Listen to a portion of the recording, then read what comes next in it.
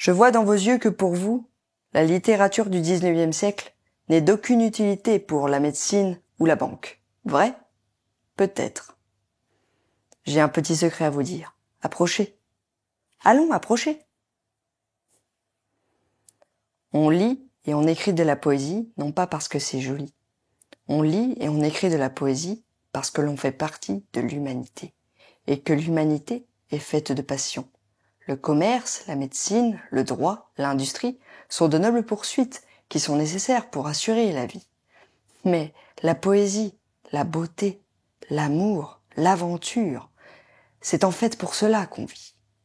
Pour citer Whitman, « Ô moi, ô la vie, tant de questions qui m'assaillent sans cesse, ces incroyables cortèges d'incroyants, ces cités peuplées de sots, qu'y a-t-il de bon en cela? Réponse, que tu es ici, que la vie existe et l'identité, que le prodigieux spectacle continue et que tu peux y apporter ta rime. Que le prodigieux spectacle continue et que tu peux y apporter ta rime. Quelle sera votre rime?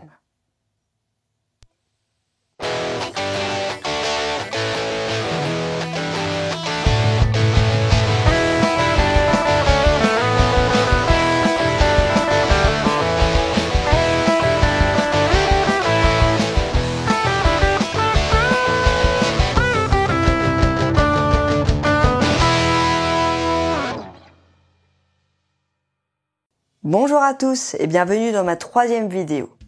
Nous allons commencer une nouvelle série ensemble qui s'appelle « De la tête à l'écran ». Vous l'aurez peut-être déjà compris, dans chaque épisode, je vous parlerai d'un film qui m'a profondément marqué en tant que spectatrice.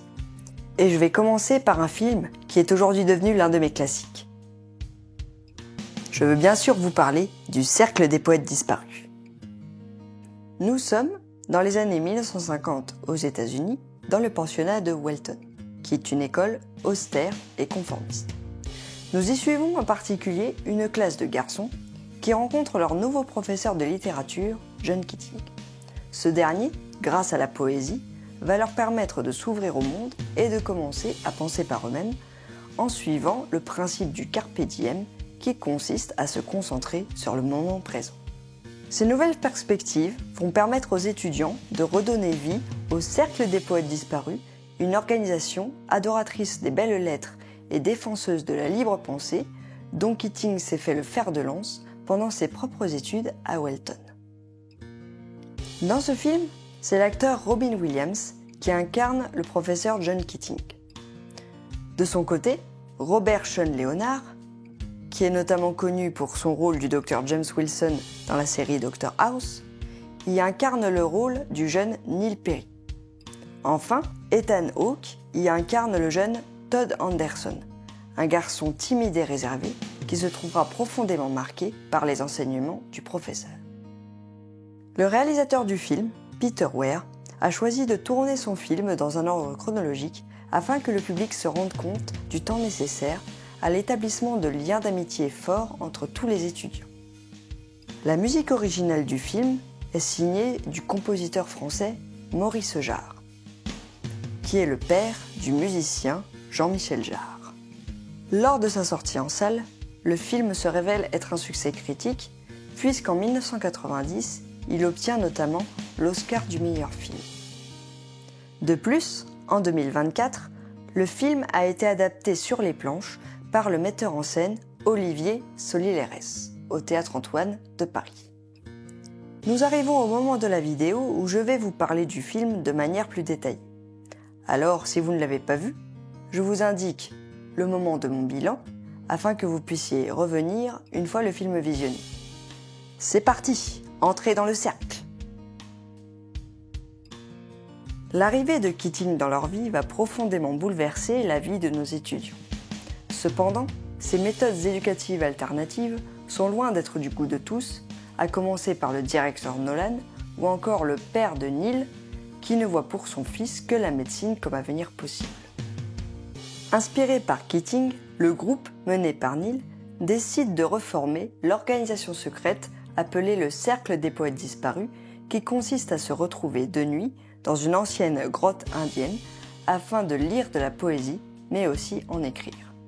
Armé d'une toute nouvelle assurance, Charlie, qui se fait maintenant appeler Nwanda, se trouve le courage de s'approcher de la fille dont il est amoureux, Chris. Neil, de son côté, se trouve un talent certain pour le théâtre lorsqu'il décroche le rôle principal d'une reprise du Songe d'une nuit d'été de William Shakespeare. Cependant, cette révélation artistique se fait en cachette du père de Neil qui désapprouve totalement cette voie.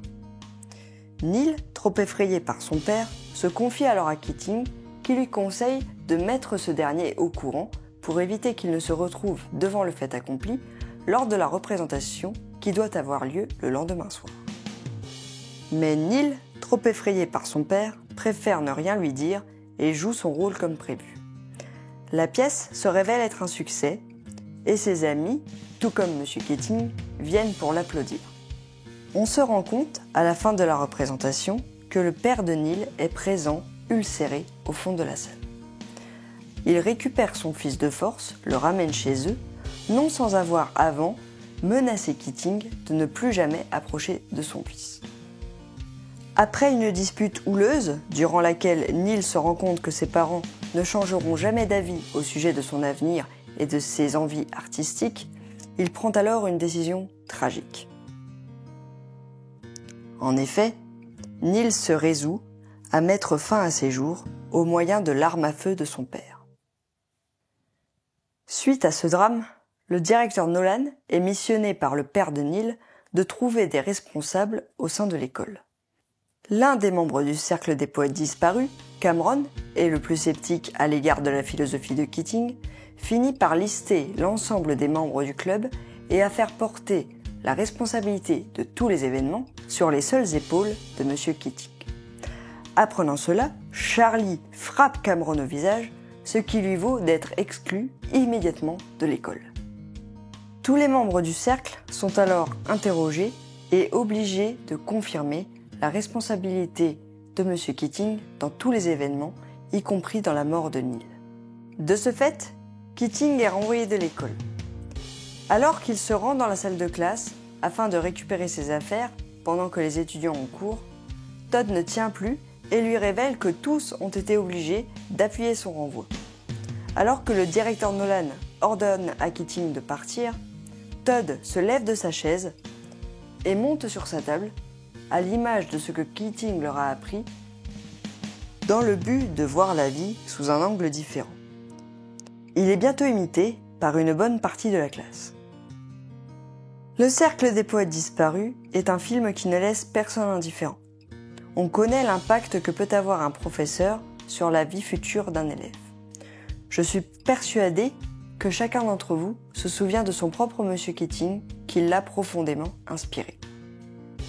Cependant, même si le carpe diem proposé par le cercle invite le spectateur à voir la vie sous un autre angle, le point de vue autoritaire prôné par le directeur Nolan ou encore par le père de Neil dans le film n'est pas totalement à proscrire.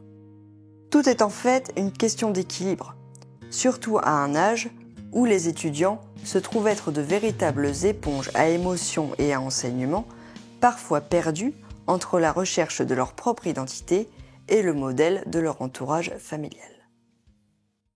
Voilà qui conclut cette vidéo. J'espère qu'elle vous a plu. N'hésitez pas dans les commentaires à me proposer des films que vous aimeriez voir abordés dans ce format. Moi, je vous dis à bientôt pour un nouvel épisode de la tête A.